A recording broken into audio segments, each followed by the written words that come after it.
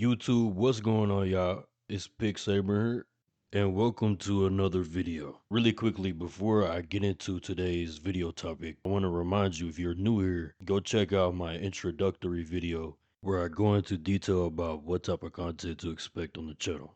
UConn is entering 2026 undergoing a massive roster overhaul. Following the departure of Jim Moore for Colorado State, the program effectively hit a reset button. UConn hired former Toledo head coach Jason Candle, leading to massive personnel turnover. A large group of impactful contributors from last year's team entered the transfer portal, including multiple players on the offensive side of the ball, such as John Notter, Dominic Toy, Bryce Anderson, Karsten Cassidy, Ben Morawski, and Brady Wayburn. UConn lost its primary backfield production, including Cam Edwards, who transferred to Michigan State, and seasoned contributors Victor Rosa, Mel Brown, and MJ Flowers. Key defensive leaders departed as well, such as linebacker Umar Diomande, who led the team with 111 tackles, and defensive back Cam Chadwick, who led the team with 4 interceptions last year. Other defensive players entering the transfer portal included Chris Hudson, Kaluba Pee-wee Jr., Osiris Gilbert, and DeAndre Harris. The coaching staff turnover was also significant.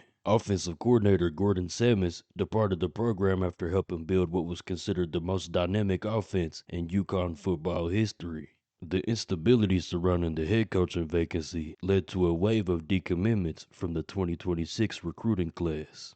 High-profile recruits like offensive tackle Max Vivier and interior offensive lineman Luke Hatfield flipped their commitments to Colorado State and Virginia. 3-star quarterback recruit Carter Emanuel decommitted and was subsequently offered a scholarship at Colorado State by Jim Morrow. These departures, combined with the loss of quarterback Joe Fagnano and wide receiver Skylar Bell to the NFL, forced the staff to add over 60 new players to the roster. A notable portion of this turnover involved players following Jason Candle from his previous stop at Toledo. This includes Julian Allen, Jediah Willoughby, and Terrence Moore. Jason Candle brings a reputation of being a well-respected G6 coach from his 9-year tenure. However, his arrival to UConn comes with baggage. Candle's teams at Toledo frequently struggled to meet expectations when heavily favored, often stumbling in games in which they were double-digit favorites. In fact, over the last 5 seasons of his tenure, his teams lost 17 games in which they were favored by double digits.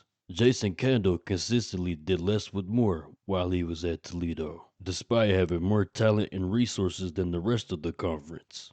At a school like UConn, Candle would not have that same talent advantage over his opponents. UConn will play 4 games against Power 4 competition this year, with matchups versus Maryland, Syracuse, and North Carolina. I project the Huskies as an underdog in all of those games, and even if they somehow pull off an upset, Kendall's history suggests they'd likely give that goodwill right back against a lesser opponent.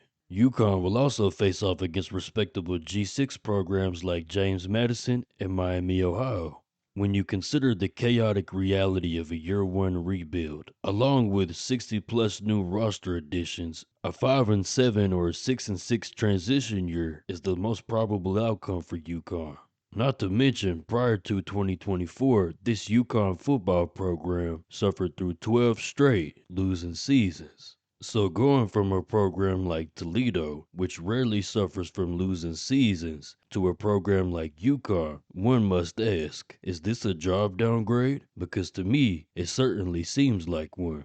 There's just simply no way that Toledo to UConn is considered a lateral move, at least in college football. I moved early on the under 6.5 wins at -155, but I also wouldn't mind the current number at 5.5. Even though my projections have UConn at 5.6 wins, as history suggests that Jason Candle could find a way to lose an extra game or 2 that he's not supposed to.